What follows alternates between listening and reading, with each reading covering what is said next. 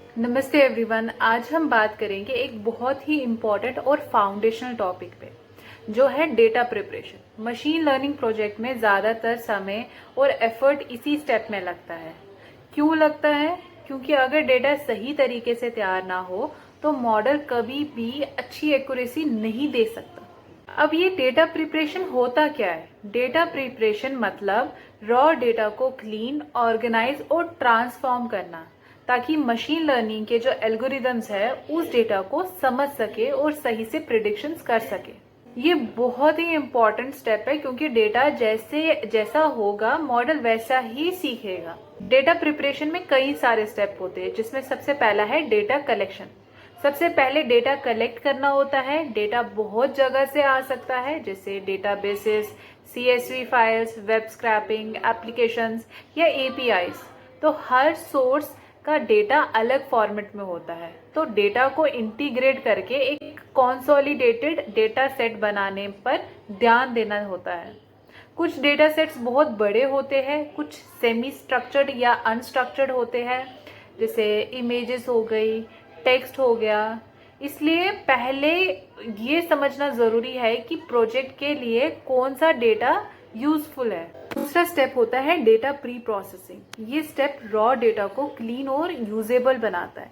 इसके अंदर कुछ मेजर काम होते हैं, जैसे कि मिसिंग वैल्यूज को हैंडल करना। डेटा सेट्स में कई बार डेटा पूरी तरह फिल्ड नहीं होता है या मिसिंग होता है, तो मिसिंग वैल्यूज को हैंडल करने के लिए बहुत तरीके होते हैं, जैसे उन्हें फिल करना, जैसे मीन मीडियम मोड का यूज करके, या ड्रॉप कर देना, या स्पेशल एल्गोरिदम्स का यूज करना।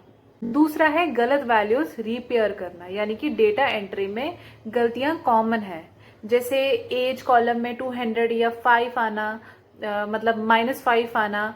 इन्हें डिटेक्ट करके फिक्स करना होता है या उन रोज को हटा देना होता है। नेक्स्ट है डुप्लीकेट वैल्यूज। जो डुप्लीकेट वैल्यूज आती है, सेम डेटा बार बार जो आता है, उसे हटा देना चाहिए। नेक्स्ट है आउटलायर्स का ध्यान रखना, यानी कि बहुत ज्यादा अलग वैल्यूज यानी कि आउटलायर्स मॉडल को कंफ्यूज कर सकती है, तो उन्हें आइडेंटिफाई करके ट्रीट करना होता है।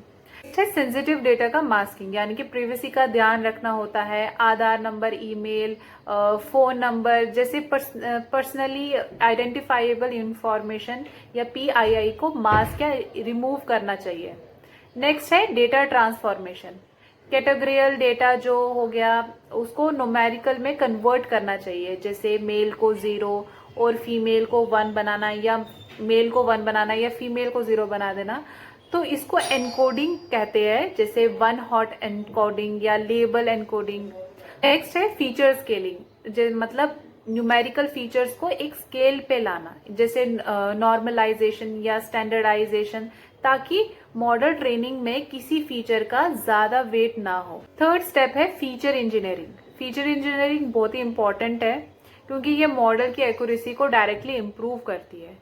इसमें कई सारी चीजें इन्वॉल्व है, जैसे फीचर सिलेक्शन, यानी कि डेटा सेट में से सिर्फ वही फीचर्स उठाना जो मॉडल के लिए मीनिंगफुल है, जो उसके लिए जरूरी है। गलत या इरेलेवेंट फीचर्स को हटा देना बहुत ज्यादा इंपॉर्टेंट होता है, ताकि मॉडल जो है वो ज्यादा एफिशिएंट बने और मेमोरी बच सके। नेक्स्ट है फीचर क्रिएशन।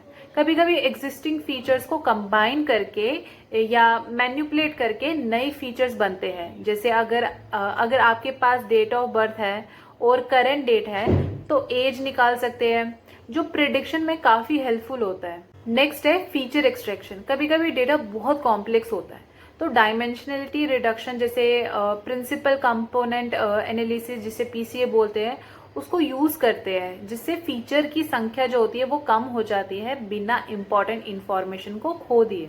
नेक्स्ट है फीचर एनकोडिंग, जिसे आप ट्रांसफॉर्मेशन भी बोल सकते हो। जो कैटेगरी वाइज फीचर्स होते हैं उनको कन्वर्ट करना, टेक्स्ट डेटा को वेक्टर फॉर्म में लाना, तो ये सब भी फीचर इंजीनियरिंग का पार्ट है। नेक्स्ट है EDA। फीचर इंजीनियरिंग के साथ ही एक्सप्लोरेटरी डेटा एनालिसिस यानी EDA यूज होता है।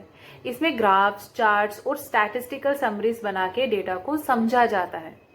एग्जाम्पल जैसे स्कैटर प्लॉट से हम देख सकते हैं कि जो हाउस का प्राइस और साइज के बीच का रिलेशन कैसा है।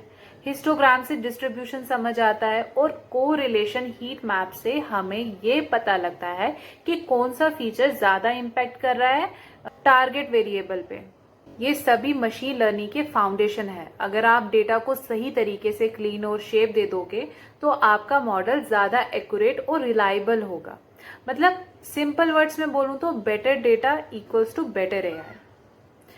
इस वीडियो में इतना ही। अगर आपको वीडियो पसंद आई हो तो वीडियो को जरूर लाइक करिएगा, चैनल को सब्सक्राइब करिएगा और कमेंट करके अपना फीडबैक जरूर शेयर करिएगा।